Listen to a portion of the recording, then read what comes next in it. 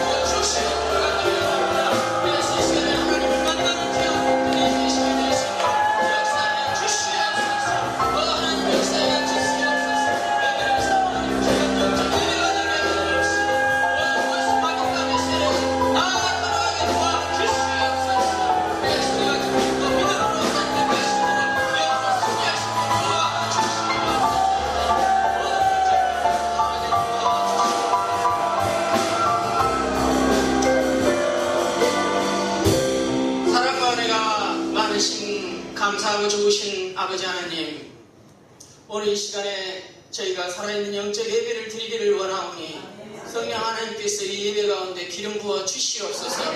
말씀을 듣는 자나 전하는 자가 성령 안에서 하나 되게 하여 주옵시고, 오늘 하나님께서 주시고자 하는 말씀들이 선포케 하여 주옵시고, 부족한 종을 사용되게 하여 주옵시고 듣는 모든 성도님들의 그 마음 가운데 성령께서 주관하여 주시옵소서. 거룩하신 예수 그리스도 이름으로 기도드립니다. 할렐루야. 반갑습니다. 그 이슬람에서는 처음 보면은 손님이고 두 번째 보면은 친구가 되고 세 번째 보면은 가족이 된답니다. 제가 벌써 5달째 됐으니까 저도 이제 안전한 가족이 된 줄로 믿습니다.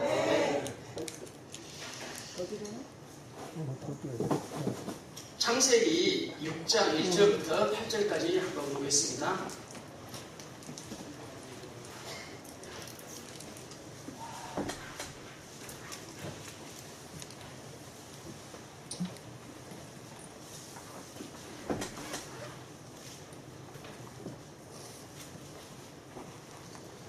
창세기 6장 1절부터 8절까지 구약성경 7페이지입니다. 다 찾으셨죠? 네. 저와 여러분이 번갈아 가면서 읽겠습니다. 저부터 읽겠습니다. 사람이 땅 위에 번성하기 시작할 때 그들에게서 딸들이 나니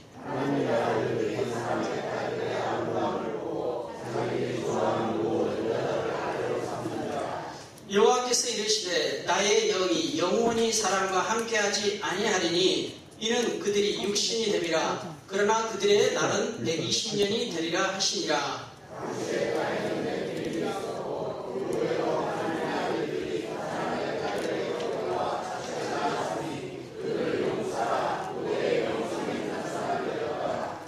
여호와께서 사람의 죄악이 세상에 가득함과 그 마음으로 생각하는 모든 계획이 항상 악할 뿐임을 보시고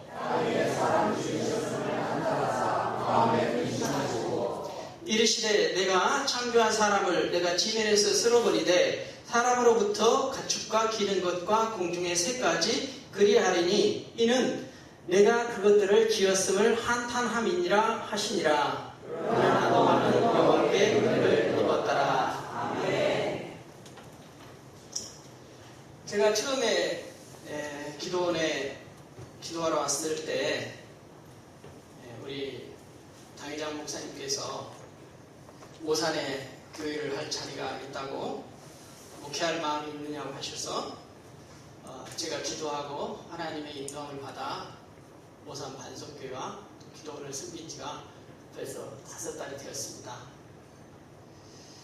그동안 신 목사님께서 많은 것을 이렇게 가르쳐 주시고 또 제가 배웠는데 그 중에서 제가 가장 인상 깊게 배웠던 것은 그동안 제 자신이 나름대로는 영적으로 기도하면서 하나님의 인도함을 받아 산다고 살아왔던 것 같은데 목사님을 뵙고 가르침을 받아보니까 그동안에 이렇게 많이 육적으로 목회하였고 영적으로 살지 못한 부분이 나에게 참 많았다는 것을 깨닫게 해주셨습니다. 특별히 목사님께서 그 노아의 방주 설교를 이렇게 해주셨을 때 그 설교 말씀을 듣고 저는 더욱 나의 남은 삶을 이제 영적으로 살아야겠구나 결단하면서 이 노아의 방주 말씀을 제가 다시 한번 개인적으로 묵상하며 우리가 영적으로 살기 위해서는 어떻게 해야 할까 그걸 좀 고민하다가 이 말씀을 오늘 성도 여러분과 나누게 되었습니다. 먼저 1절 한번 보겠습니다. 1절에 여기 사람이 이렇게 나와 있는데 이 사람이라는 말을 우리나라 말로 번역할 때는 사람이 이렇게 번역을 했는데 원래의 의미를 좀 자세히 보면은 정확하게 우리나라 말로 해석을 하면은 그 사람이 이렇게 해석을 할 수가 있습니다. 우리나라 말에서도 그렇잖아요.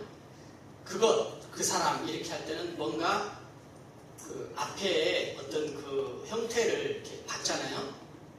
그랬을 때 여기서 사람이 할 때 그 사람이라고 우리가 이해를 할 때 창세기 1장부터 5장까지 나와 있는 그 사람의 모습에 대해서 가르친다고 이제 볼 수가 있죠. 그랬을 때 이 본문하고 연관지어서 여러 가지 사람의 그것에 대해서 성경에서는 표현하고 있는데 이 본문과 관련돼 가지고 창세기 2장 7절에 보면은 하나님께서 흙으로 하나님의 생기를 그 흙에다가 불어 생명이 되게 했다라는 표현이 나옵니다. 그럴 때 이 생명이 우리나라 말로 이렇게 쉽게 바꾸면은 영혼이란 말입니다. 하나님께서 사람을 만들 때 흙으로 육신을, 그리고 하나님의 생기 바람으로 우리의 영혼을 만드셨구나 하는 것을 알 수가 있죠. 여기서 나온 이 사람이라는 것은 하나님께서 저와 여러분을 창조할 때 보편적인 사람을 말하는 거죠. 창조할 때 보편적인 사람. 근데 이 창조할 때 이 보편적인 사람이 다시 상세에 보면은 이제 아담의 원죄로 타락하게 됩니다. 그래서 여기서 사람이라는 말은 창조할 때 보편적인 타락하지 않는 사람이 그때는 이제 하나님의 형상과 모양을 본받은 그런 영이 살아있는 상태에 있죠. 그러나 이제 아담의 타락으로 인하여 영은 죽고 육이 사는. 그래서 이제 타락된 사람들이 이렇게 이제 이해를 할 수가 있죠. 그러니까 여기서는 타락한 사람들이 땅 위에 번성하기 시작할 때 이렇게 이제 해석하면은 좀 더 정확하게 해석을 할 수가 있죠. 그런데 그 밑에 2절에 보니까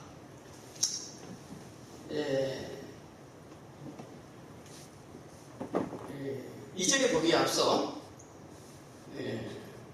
그래서 이제 하나님은 우리가 영적으로 이렇게 살아가기를 원하는데 우리가 이제 인간의 타락으로 인하여 영적으로 살아가지 못하게 된 거잖아요. 그래서 이제 이 당시 사람들이 오늘날까지 이어져서 저와 여러분의 모습 또한 우리가 영적으로 살아가야 하는데 그 하나님의 형상을 입은 영은 죽고 육이 타락한 육이 살아있기 때문에 우리의 자아들로 우리의 생각으로 타락된 그 육적인 본성대로 살고자 하는 그런 속성들이 이제 저와 여러분 안에 이렇게 있게 되는 것이죠. 그래서 우리가 영적으로 살아가는 게 어렵고 육적으로 살아가는 게 더 쉽게 된 것입니다.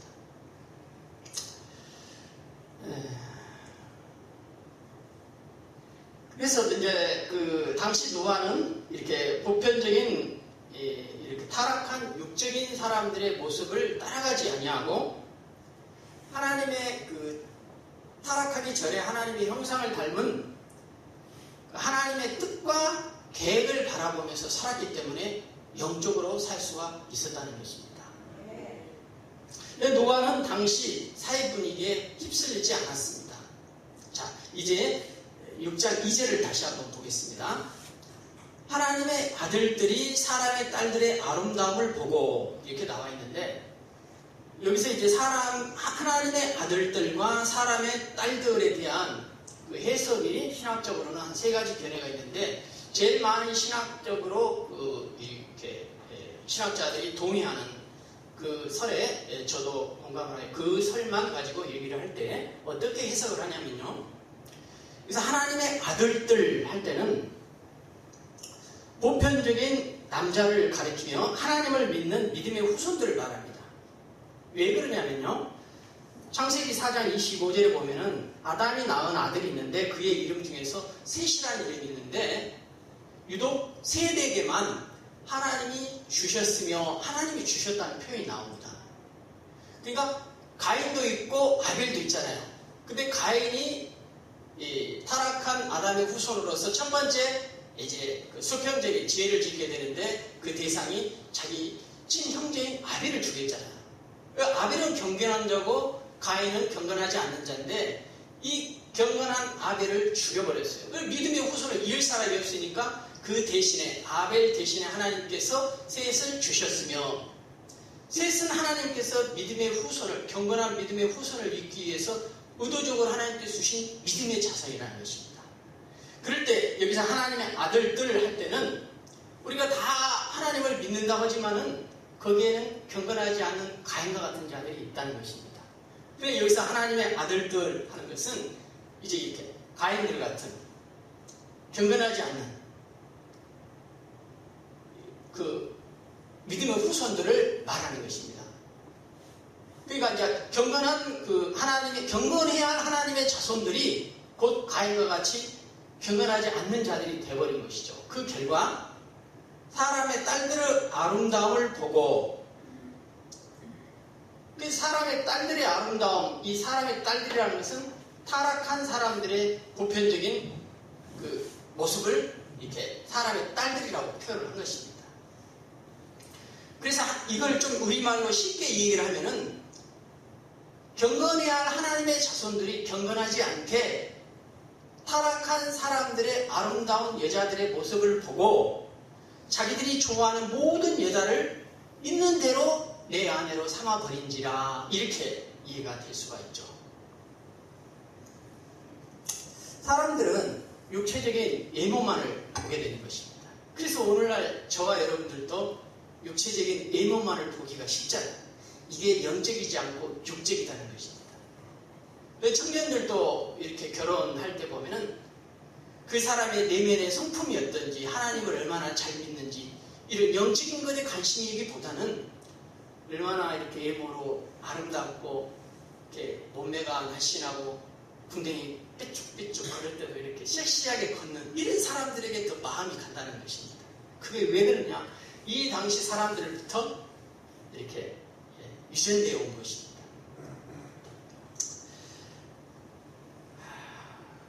그리고 또 사절에 한번 볼까요? 사절에 한번 보겠습니다. 당시의 땅에는 네피림이 있었고, 이제 이 네피림이라는 말이 큰 거인, 이런 뜻입니다. 근데 이 큰 거인과 같은 사람들이 아들, 딸을 낳는데 용사를 낳아요. 이 용사라는 것은 우리가 전쟁에 나가서도 용사라고 표현할 때는 크고 강하고 씩씩하고 견고하고 이런 뜻을 가지고 있잖아요. 근데 이 문맥에서 용사라고 쓰였을 때는 좋지 않은 말로 쓰인 것입니다. 오늘날로 따지면은 많이 배우고 교만하고 잘난 체하고 이기적이고 나만을 잘 먹고 잘 살기 위한 육적인 사람의 모습으로 나오는 것입니다. 근데 이 용사들이 고대에 명성이 있었더라. 여기서 명성이라는 말이 유명이라는 말하고 똑같은 것입니다. 고대 이 당시에는 유명해졌다는 것입니다. 그래서 한마디로 당시 사람들의 생활과 모습은 음란하고 세속적이고 세상적이라는 거예요. 보이는 외모만을 가지고 보이는 것 가지고 이 육적인 것이죠.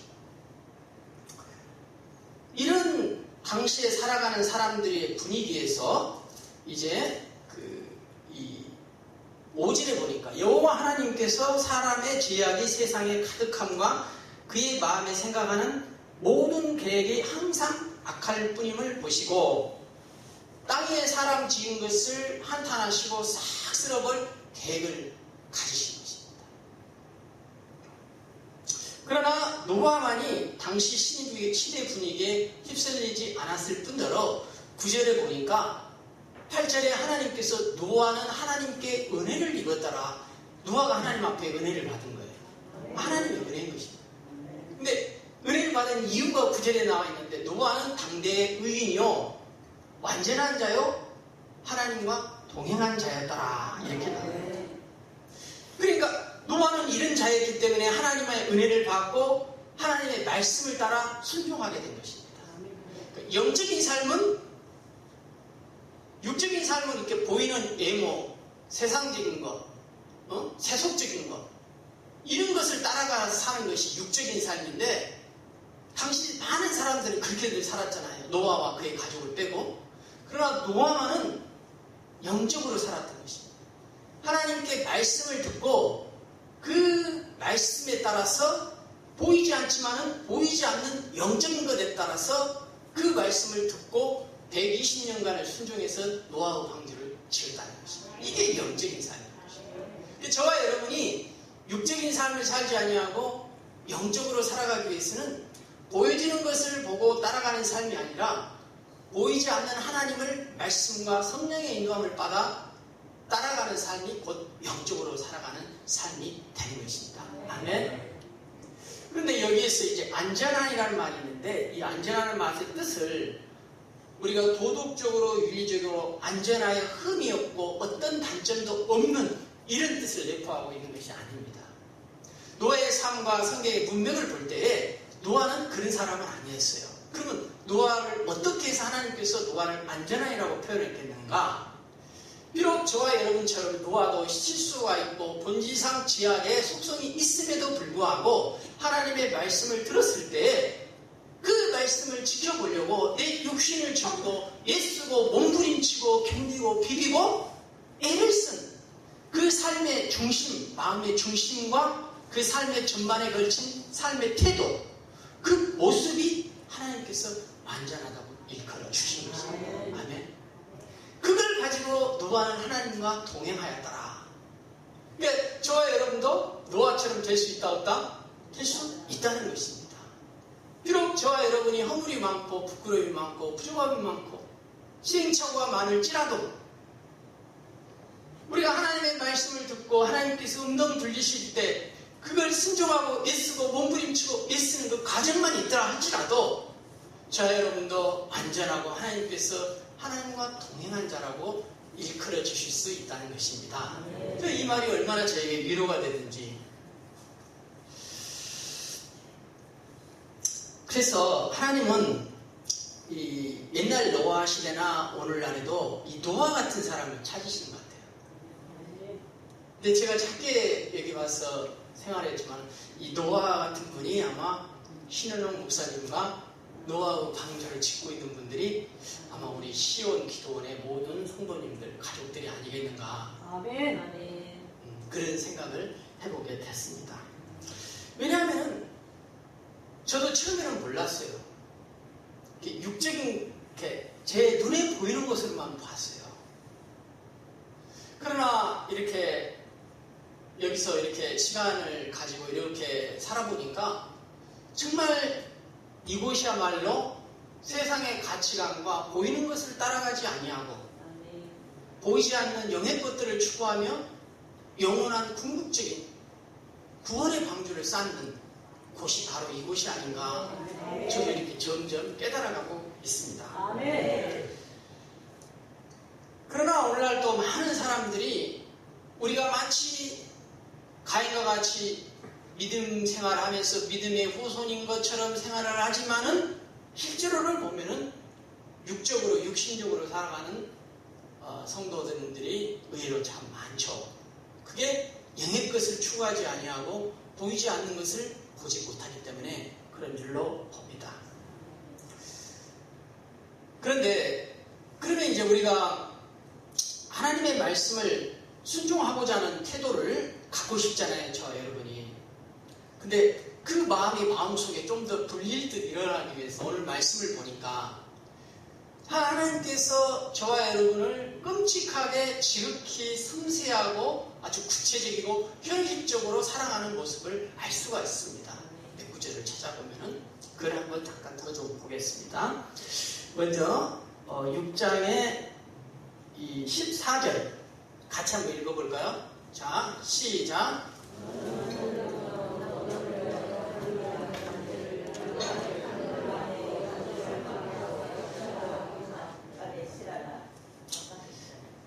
하나님께서는요, 고페르나무로 노아의 방주를 만들게 했어요. 근데 고페르나무는 어떤 나무냐면은 당시의 근동 지방에서 가장 많이 있던 나무예요. 가장 흔하게. 그 이 고페르나무의 이 원재료는 뭐냐면은 물을 새지 않게 하기 위해서는 그 찐, 방수의 효과적인 그 찐, 송진 아시죠? 이제 이게 그 찐덕찐덕하여서 선박을 만들 때 이 나무로 원래 만들면은 이렇게 방수 효과가 뛰어난답니다. 그러니까 하나님께서는 이 고페르나무, 그것도 방수 효과가 가장 뛰어난 진을 소유하고 있는 이 나무를 예비해 놓으신 것입니다. 그리고 이 고페르나무로 반드시 방주를 지어라. 구체적으로 얘기를 해주신 것이죠. 그리고 또 15절에 보니까 너는 만들 방주를 내가 만들 방주는 이러하니 그 길이가 300규빗, 너비는 50규빗, 높이는 30규빗이라 이렇게 나와 있는데 이거를 우리가 알기 쉽게 길이는 137m, 넓이는 23m, 높이는 14m에 해당된다는 것입니다. 이렇게 방주를 짓는 치수와 규모까지도 세세하게 알려주신 것입니다. 근데 이 크기로 딱 방주를 지으면은 43,000톤급의 배가 나온답니다. 근데 창조과학회에서 이 배를 실험을 했대요. 43,000톤급의 배를 지었을 때에 40일간의 홍수를 가장 잘 잘 견딜 수 있는 규모와 치수가 과학적으로 된다는 것입니다. 얼마나 하나님께서 정확한 규격과 나무 재료까지 얘기해 주셨습니까? 그런데 이제 16절에 보니까 더 자세한 거예요. 이렇게 오랫동안 이 배가 그 홍수에 견디려면 햇빛이 하늘로부터 내려 들어와야 되나요? 한 규빗 정도 되는 창을 위로 내라는 거예요. 햇빛이 들어오게끔. 그리고 배를 만들 때 그 구조는 3층으로 만들어라. 생각해 보세요. 그 동물, 그 짐승, 암수 한 쌍씩 노아의 전 가족이 만약 1층으로 있었다면은 노아의 가족들이 그 짐승하고 밤낮 자고 거기서 배설을 하고 그 냄새 어떻게 견디겠어요? 이걸 행간 그 해석이라고 하는데 성경에는 나와 있지 않지만 유추해 볼 수 있는 것이죠. 아마 노아도 보통 사람이었다면 1층에다가 별을 보게 하고 2층에다는 동물을 놔두고 3층에 노아의 가족들이 있지 않았겠는가. 그랬을 때 가장 위생적이잖아요. 하나님께서는 이렇게까지 과학적으로 인도하신다는 것이죠. 이런 하나님께서 저와 여러분에게 말씀과 성령으로 인도하실 때 우리를 사랑하시기 때문에, 우리를 너무 잘 아시고 우리를 배려하시기 때문에 이 하나님의 사랑, 이 하나님의 관심이 있기에 우리는 하나님이 말씀하신다면 내가 분명코 내가 알 수 있도록 말씀과 꿈으로 어떤 형태든 성령의 감동 우리에게 알게 해주시잖아요. 이런 믿음의 차이와 전도는 있을지 모르지만 다 알게 해주신다는 것입니다. 그러니까 우리는 이 하나님의 말씀을 들었을 때에 이 말씀은 곧 하나님이 우리에게 내게 주신 말씀이기 때문에 이 말씀을 노아가 지켜 순종하기까지 다 준행한 것처럼 저와 여러분이 다 준행해야 한다는 것입니다. 아멘. 그러나 우리가 짧은 인생 살면서 이렇게 하나님 말씀대로 인도함을 받을 때 다 지키고 사느냐? 그렇지 않게 될 때가 많죠. 이렇게 오래 살면 오래 살수록 더 시행착오가 많고 더 하나님 말씀을 더 안 지켜 산 연륜과 경험이 더 늘어나는 것 같아요. 그렇죠? 네. 오래 사신 분들은 이렇게 공감하시는 것 같아요. 네. 저는 딱 제 나이만큼 시행착오를 한 것 같아요. 저도 제 삶 속에서 이와 같이 영적으로 살지 못하고 육적으로 살아오면서 많은 지난날에 시행착오가 있었습니다. 저는 원래 고등학교 때부터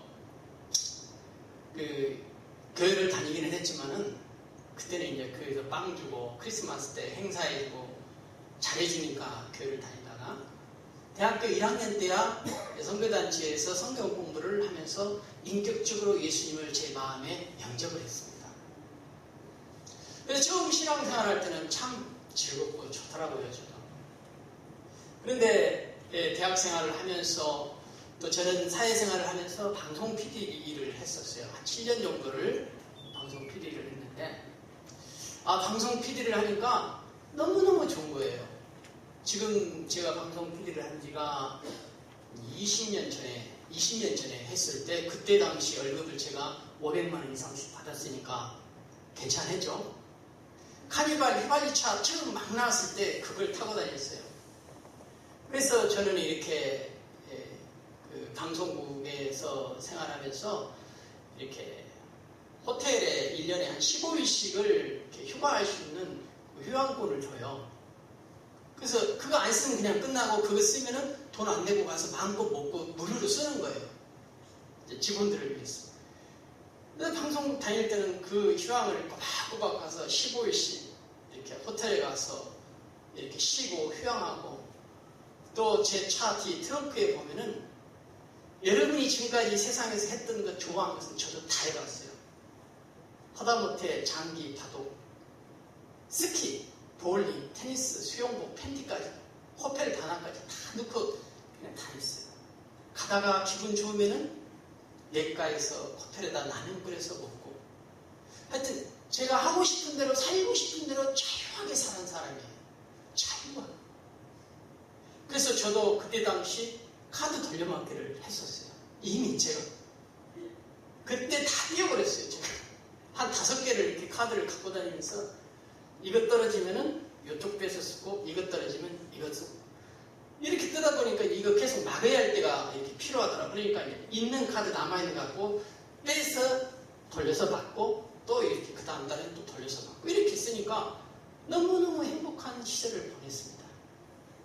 그랬더니 이제 옆에서 아내가 다 뺏어버리더라고, 카드를. 나한테 질 수가 없었다는 거예요. 그래서 자기가 보관하고 나한테는 용돈만 이렇게 주고. 근데 여기 와서 그거를 하고 계시더라고요, 많은 분들이. 그래서 이거 옛날에 내가 젊었을 때 다 했던 건데 그게 뭡니까? 육적인 내 육신의 만족을 위해서 살았던 것입니다. 그러니까 예수를 믿었어요. 저도 성가대도 하고 교사도 하고 선교위원장도 하고 다 그렇게 했어요. 그러나 내 마음에는 경건하지 않는 가인과 같은 생활을 하고 있어요. 내 마음에는 예수가 없었어요. 그러니까 나는 복음을 전할 이유도 없고 회사 가서는 회사 생활, 교회 와서는 주일날 이렇게 또 경건한 성도가 되고 그런 삶이 제 삶이었어요. 그런데 30대 중반에 제가 섬겼던 그 목사님께서 참 저를 어느 전도 집회를 보내시고 뒤에서 일주일간을 금식기도 하시면서 다 이렇게 사람 한번 바꿔보려고 이렇게 제대로 세워보려고 6명 갔는데 이 6명 간 사람들이 은혜를 너무 많이 받은 거예요. 어떻게 받았냐면은 거기에는 저도 그때는 평신도였기 때문에 저 같은 평신도들이 다 가인처럼 산 거예요. 신앙생활을 했지만은 예수가 그 중심에 없고 성령이 없고 그러니까 육신적으로 세상의 가치관을 따라서 누구처럼 마치 노아 시대에 다른 사람들처럼 술 먹고 장가가고 시집가고 마치 하나님 말씀을 못 듣는 겁니다. 그러다가 거기에서 그런 사람들이 다 진짜 예수님을 만나고 성령의 터치, 성령의 임재를 경험하고 충만을 경험하고 그래서 전도하지 않을 수가 없어서 영혼을 구하고 전도하러 나가고 그러면서 많은 하나님의 사람을 얻게 되고 그런 간증들을 하는 거예요. 남자들은 술 먹고 담배 피고 아내 때리고 도박하고 이런 사람들이 피곤화가 돼가지고 복음을 전하는데 정말 그들의 간증과 눈물 속에서 살아계신 하나님을 발견하고 저게 진짜 아벨과 같은 색과 같은 믿음의 후손이 살았어야 하는데 나는 그와 같이 살지 못했구나 하고 눈물로 5박 6일인가 무릎 꿇고 기도하고 내 인생에서 지금까지 가장 많이 물어봤습니다. 가장 많이 얘기해요. 그렇게 하고 돌아오니까 정말 이렇게 붕 떠 있는 것 같은 거 있잖아요. 세상 아무것도 없어도 너무 좋은 그런 상태. 그리고 제가 돌아와서 저희 교회와 목사님이 저에게 얼굴에 감치가 피다고 모세와 제 얼굴에 감치가 피다. 정말 내 안에 하나님이 들어오니까 부끄러울 것도 창피할 것도 없더라고요. 그래서 아내 앞에 가서 다 무릎을 꿇고 여보 미안해. 나는 방송국 다니면서 너무나 화려하고 잘 나가는 탤런트를 보면서 애국차들 타고 다니는데 그게 너무 좋아서 제 아내에게도 당신도 캐리어우먼 좀 돼보라고. 그래서 우리가 돈을 많이 벌어서 잘 먹고 잘 살아보자. 그렇게 늘 이렇게 종용하고 충고했어요. 우리 아내는 너무너무 현모양처 스타일이에요.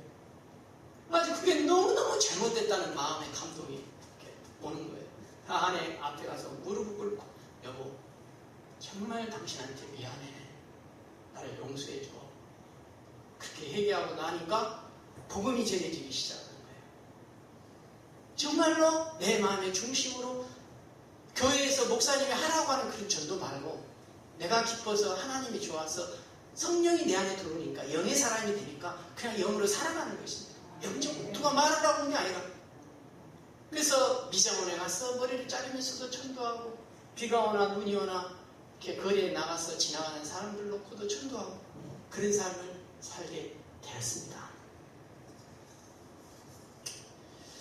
그리고 이제 목사가 되어서는 선교지도 다녀오고 이렇게 국내에서 지금까지 이렇게 개척을 한번 해봤어요.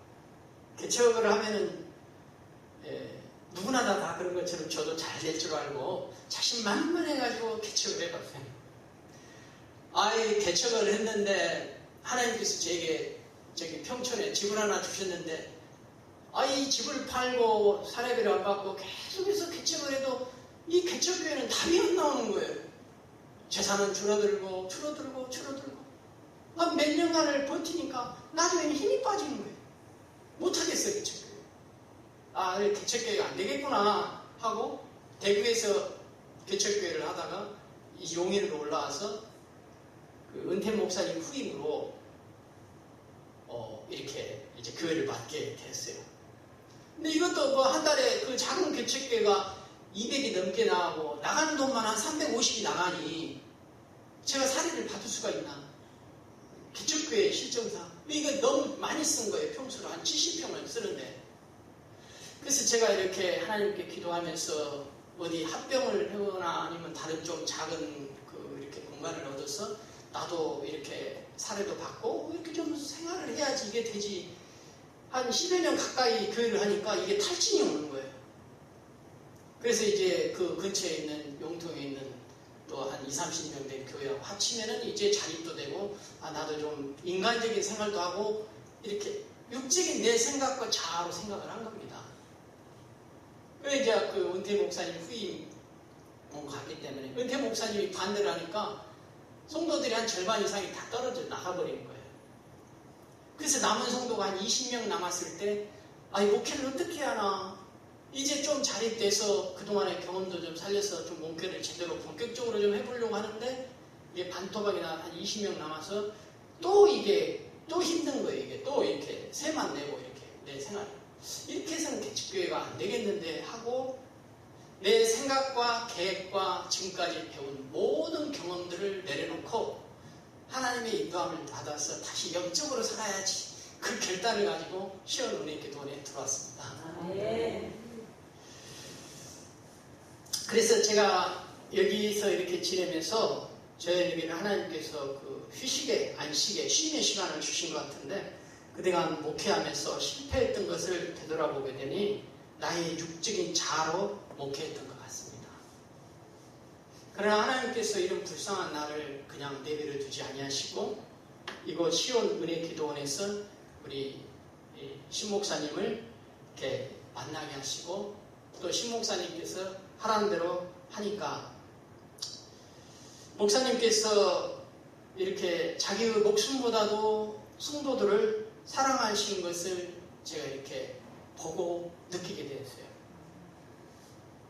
그리고 처음에는 제가 이해가 되는 것은 순종을 하겠는데 이 조직이 보통 특수한 조직이 아니어서 세상 사람들의 기준으로 보면 좀 이해되지 않는 것들 조금 있는 것 같아요. 그게 잘 이해가 안 되는 것들이 너무 많아. 적응하는데 가정에서. 그런데 밭에 가서 또 일을 하라 그래. 목사들이 밭에 가서 일하는 경우가 많지 않잖아요. 하라 그래서 그냥 했죠. 근데 땀도 흘려보니까 몸도 개운하고 잠도 잘 자고 좋더라고요. 그것도 매일 하니까 요즘에는 좀 자주 가니까 그것도 좀 피곤하긴 하더라고요. 한 번씩 나가서 딱 일주일에 한 번 나가니까 딱 좋더라고 나는 해보고. 오히려 내 적성은 이제 뒤에 뭡니까 여기 우리 부추 다듬고 마늘 까고 조상님들하고 이런 게 하는데 내 적성에 딱 맞아. 앉아서 이분들하고 얘기하고 뭐 삶의 얘기도 들어주기도 하고 난 딱 이게 맞더라고. 보사님들도 나를 보면서 이게 맞다고 그러는 이런 목사님하고 어제 8시까지 밭에 흙을 부어서 뭘 한다고 해서 따라서 일을 했는데 그 전날 홍 목사님이랑 같이 자는데 너무 코를 죄송합니다 목사님 코를 잠을 한숨도 못 자는데 일을 하러 가긴 가야 수가 없고 그래서 오전에 쉬었다가 오후에 이제 목사님 제가 오후에라도 가서 하겠습니다 하는데 너무 힘든 거예요. 이렇게 잠을 못 자서 우리 이놈 목사님 다쳤다 갔다 정말 일 열심히 잘하시대요. 근데 그냥 못하고 조금 하다가 누워있고 조금 하다가 누워있고 그랬더니 목사님께서 저한테 목사님은 내가 봐도 아무리 봐도 밭에는 적성이 안 맞는 것 같습니다. 기도 안에서 하는 일 하는 게 좋겠습니다. 그러시더라고요. 근데 사실 내가 너무 못 자서 그때 그랬었습니다.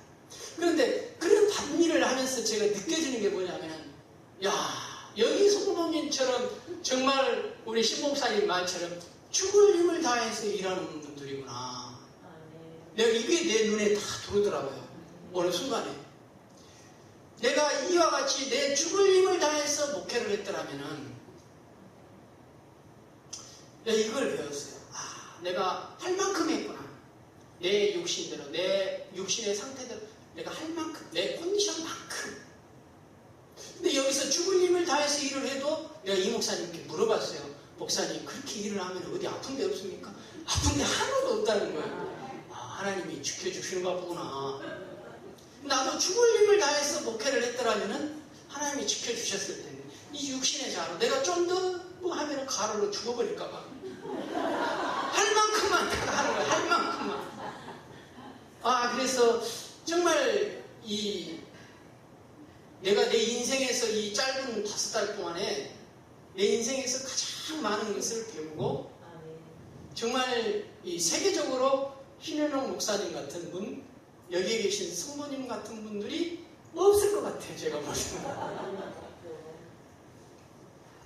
그래서 내가 이렇게 죽을 힘을 다해서 이제는 내 생각과 내 자아를 버리고 영적으로 믿음으로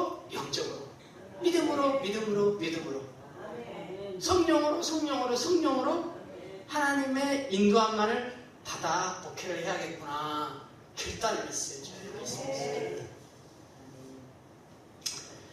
근데 이와 같이 우리들이 하나님을 떠난 삶은 반드시 육적인 자아로 살아가게 됩니다. 저뿐만 아니죠. 그래서 많은 문제를 가져오는 것 같아요. 항상 문제를.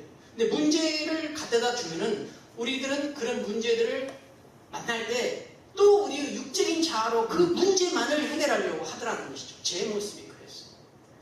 문제를 주신 하나님을 바라보면서 내가 이 문제를 해결하기보다는 하나님께서 왜 이 문제를 주셨는가, 이 문제를 통하여서 하나님께서 계획하고 인도한 환경과 사람을 만나면서, 우리 목사님 항상 그런 표현 많이 하시더만요. 찢고 볶고 부딪히고 막 이런 표현들. 그런 가운데 뭐가 바뀌느냐? 육적인 자아에서 내 자아가 하나님의 형상을 닮은 영이 살아나는 거예요. 영의 자아로 바뀌기를 원하는 거예요. 아, 그래서 우리가 준비되기를 원한다는 것이 육적인 내 생각과 내 방법대로 하지 말고 영적인 하나님의 성령을 따라 영의 자아로 바뀌기를 원하는구나, 하나님께서. 근데 우리는 항상 우리가 원하는 환경과 원하는 사람만 만나기를 원한다는 것입니다. 이게 육적이라는 거예요. 제가 그렇게 살았죠. 근데 내가 이렇게 부추 따듬고 마늘 따듬으면서 또 차 타고 이렇게 장로님하고 또 왔다 갔다 하면서 여러분 얘기도 다 들어보니까 여러분도 별반 차이 없이 저같이 많은 시행착오를 하셨더라고요. 다 이런 문제인 것 같아요. 그래서 우리가 육적인 거를 버리고 영적으로 산다는 것이 얼마나 중요한가. 그래서 우리는 반드시 문제를 주실 때 그 문제를 저와 여러분의 노력과 의지와 경험과 배운 지식으로 해결하려고 하지 말고 하나님 앞에 손을 들고 하나님의 영의 인도함을 받는 저와 여러분이 되시기를 축복합니다. 네. 이제 제가 이렇게까지 깨달았잖아요. 이게 이제 4달까지 이렇게 깨달은 거예요. 4달까지 가정에서 내가 깨달았는데, 기도원에 와서 이제 4달 때 되던 어느 날이 있었어요. 이제 이렇게까지 깨닫고 기도하고 마음의 준비를 가지고 이렇게 살아가고 있었는데, 이렇게 제 삶은 하나가 변화가 없는 거예요. 재정적인 것도 여기 오기 전이나 여기 오고 나는 거나, 또 어떤 환경의 변화가 뭔가 바뀌었는데 뭐 부대에 온 것 같고, 이전에나 여기 온 거나 재정적인 거나 환경적으로는 똑같이 느껴지는 거예요. 그러니까 이게 노아도 그랬잖아요. 120년이죠. 120년. 그러니까 우리가 하나님 앞에 영적으로 살아간다는 것이 끝까지 살아가는 것이죠. 저와 여러분이 종말의 때 예수님이 재림하는 마지막 시대까지 끝까지 살아가는 것이 영적이라는 것이죠. 근데 항상 이 과정 속에서 마귀가 공격해 오더라는 거죠. 성경에 보면은 하나님께서 창조할 때 태초를 만드실 때에 새벽별이 기뻐 노래했다는 표현이 나와요. 그것은 태초에 창세기 1장부터 3절 사이에 우주 만물을 지을 이 태초 하나님이 지으실 때보다 전에 영적인 영계의 세계를 하나님께서 먼저 만드시고 타락한 루시퍼라는 존재가 있었다는 것이죠. 그러니까 하나님께서는 저와 여러분이 영적으로 살아가기 위해서는 늘 깨어서 사단과 싸워 이길 수 있도록 영적인 영계의 세계를 먼저 만들어 놓으셨다는 것이죠. 그러니까 우리는 늘 영적으로 살고자 하지만은 내 선택과 결단만이 중요한 게 아니라 거기에는 끊임없는 영적 전쟁이 있다는 것이죠. 이걸 알면서도 저는 알거든요. 이런 영적 세계를 알고 있는데도 불구하고 이렇게 사단은 우리를 공격해 오더라는 것이죠. 그래서 우리 교회에서 수련회 갔잖아요. 저도 사실은 수련회 되게 가고 싶었어요. 이렇게 모든 성도님들하고 교제할 수 있는 귀한 기회다 싶었는데 그 수련회 기간 전에 다 그렇게 어려움이 오는 거예요. 마음 어려움이. 그래서 집에서 잤어요. 근데 집에서 자는데 꿈을 꿨어요. 내가 못 알아보니까 하나님께서 나를 사랑하셔서 꿈을 꾸게 해주셨는데 꿈이 뭐냐면은 제가 이렇게 묶여있는 거예요. 근데 조그만 실뱀이 와가지고 독도 없어요. 아주 조그만 지렁이 같은 실뱀이 하나 와가지고 나를 막 이렇게 유혹하는 거예요. 옆에 아내가 있어요. 그래서 여보 얘 좀 어떻게 해봐. 얘가 나 지금 이렇게 건드리려고 해. 내 아내도 이러고 묶여있는 거예요. 그러니까 이게 우리가 풀려있으면은 실뱀은 들어서 던져버리면 되는 건데 영적으로 묶여있기 때문에 이 실뱀 하나를 못 던지고 있는 거예요. 영적 세계가 그러는 거예요. 그래서 우리가 영적으로 살기를 원했지만은 육적으로 완전하게 처리하지 못한 그 육이 남아있기 때문에 실뱀이 와서도 묶였기 때문에 그거 더러운 거 하나를 못 던지더라는 거죠. 그러면서 반장선거를 했어요. 이어져요, 꿈이. 반장선거를 했는데 2명이 입학을 했어요.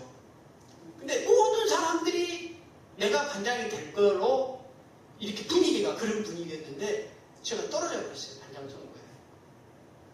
그래서 왜 하나님 내가 반장선거에 떨어졌어요? 꿈에서 물으니까 하나님께서 나한테 단어를 주시는데 딱 백지 단어에다가 불순종 이렇게 단어를 주시는 거예요. 그래서 내가 뭘 불순종했나?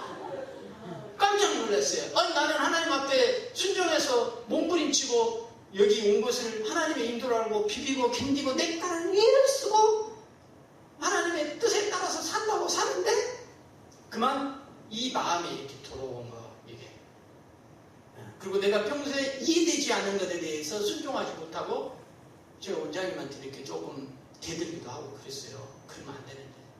이게 우리 목사님께서 나한테 대들면 너 뵙겠다. 정말 이해가 안 될 때는 한두 번 정도 그런 적도 있었어요. 물론 하나님께서 마음 주셔서 또 가서 얘기했죠. 그러면서 말씀을 또 주시는데 성경에 어느 말씀을 주시는데 너가 하나님의 뜻에 따라서 제 마음의 감동이 순종하려고 애를 써도 실수가 있는 법이다. 내 연약함과 내 그릇됨을 보아라. 다 그러는 거예요. 저와 여러분은 항상 우리의 자아가 살아있기 때문에 우리의 생각과 경험과 판단으로 남을 판단하고 남을 다 우리가 이렇게 하는 거예요. 제가 그러기 나는 하나님 앞에 순종하고 산다고 살았는데 그런 부분이 있었다는 것을 하나님께서 이렇게 깨닫게 해주시고 그랬구나. 잘못됐구나.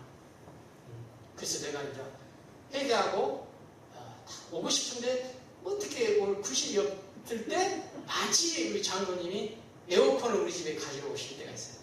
목사님 교회 갑시다. 가요 목사님. 막 이렇게 오시는 거예요. 그래서 뭔 얘기인데 그 원장님 나도 보고 싶은데 수련도 안 가고 내가 좀 미안하고 그랬어요. 근데 우리 장로님이 목사님 원장님이 목사님 빨리 오시래요. 그러니까 얼마나 감사한지. 정말 안 나오니까 있을 때는 모르겠는데 안 나오니까 얼마나 우리 목사님이 보고 싶은지 보고 싶더라고요. 제가 다시 나와서 우리 목사님을 뵈고, 목사님은 저를 안 안아주셨는데 제가 그냥 목사님을 안았어요. 그렇게 꼭 안았더니 그 나의 영적인 어머니 같은 그 마치 돌아온 탕자가 기다리는 아버지를 아는 것처럼 그런 그 포근함, 아버지 하나님의 사랑과 어머니의 그 품을 느낄 수가 있었습니다.